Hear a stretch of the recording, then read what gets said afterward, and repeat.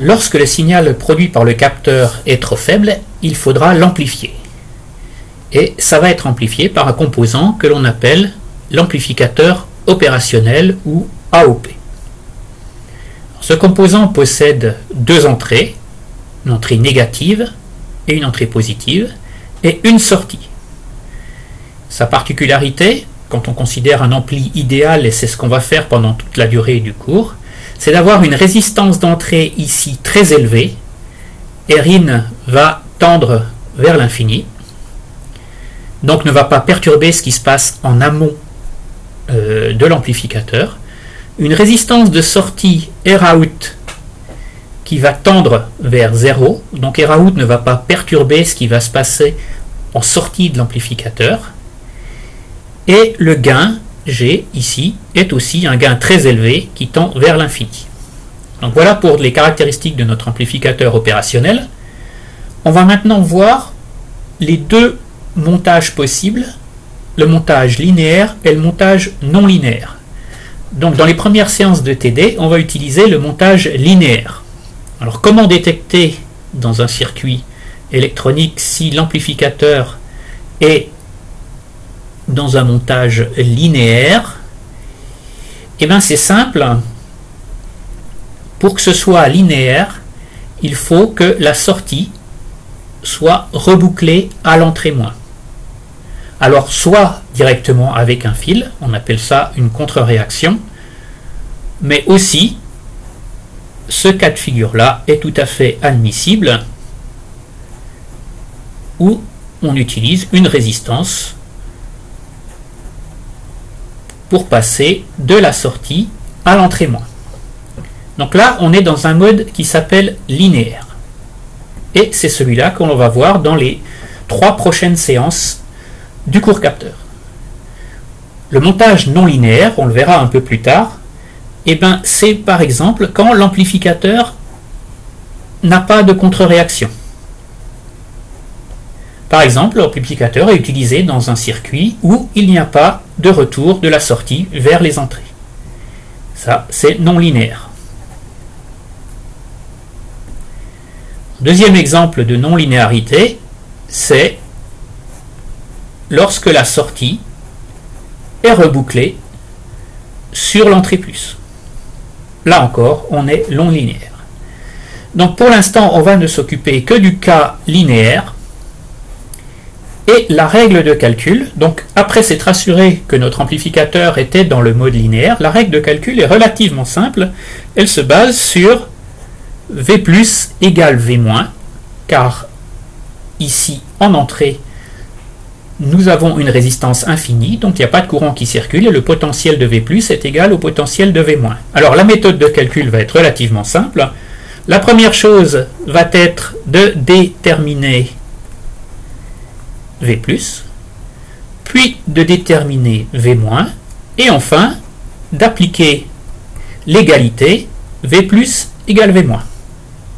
Donc dans tous les montages linéaires, on va utiliser cette procédure.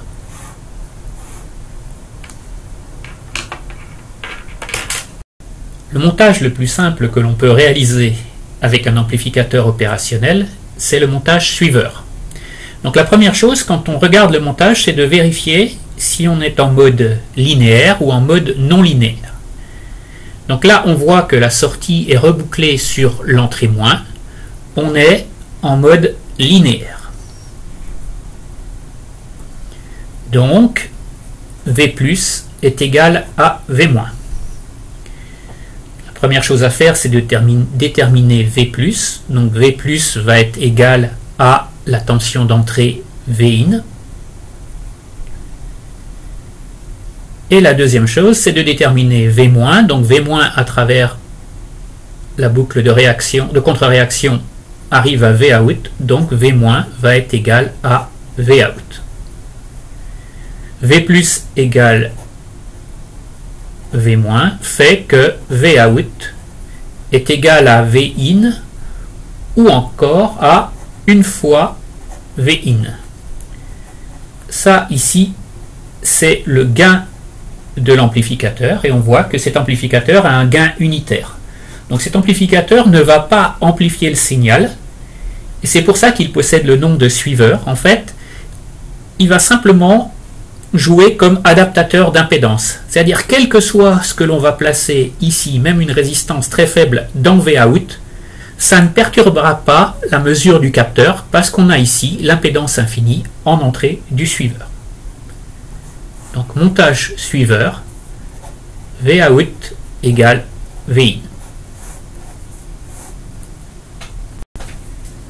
Un second montage, un peu plus compliqué, mais pas beaucoup plus, est le montage inverseur.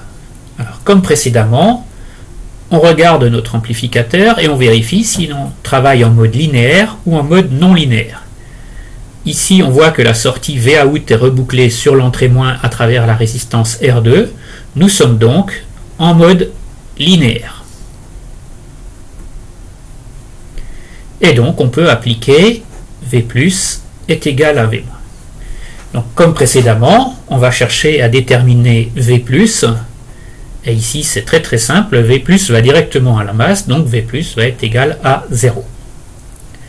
Pour V-, c'est un tout petit peu plus compliqué parce qu'on a une contribution de Vout à travers R2 et une contribution de Vin à travers R1. Donc on va poser pour V-, on va poser un schéma qui est que l'on va résoudre à l'aide du théorème de Millman. Donc on a la résistance R1 alimentée par la source de tension V1, la résistance R2 qui est alimentée par la source de tension Vout, et aux bornes de tout ça, j'ai ma tension V-. Donc avec Millman, V- va être égal au courant dans les deux branches divisé par la somme de l'inverse des résistances. Donc la somme des courants, ça va être V1 sur R1 plus, dans l'autre boucle, Vout sur R2. Autant pour moi, V1 c'est Vin ici et Vin ici au-dessus. Et au dénominateur, j'ai la somme de l'inverse des résistances, donc 1 sur R1 plus 1 sur R2. Donc je vais mettre tout ça sous une forme un peu plus facile. Donc j'ai Vin que va multiplier R2 plus Vout que multiplie R1 et le tout sur R2 plus R1. Donc ça c'est mon V-. Je le réécris ici, Vin R2 plus Vout R1 divisé par R2 plus R1 qui est égal à V+, et qui est égal à 0. Donc je peux laisser tomber cette partie-là, car c'est égal à 0. Et donc mon V+ égale V- se traduit par Vout fois R1 égale moins Vin R2. Ou encore, et ça c'est la formule de l'amplificateur inverseur, Vout égale moins R2 sur R1 fois Vin. Cette valeur-là, ici, c'est le gain de l'amplificateur et il est négatif, d'où son nom d'amplificateur inverseur.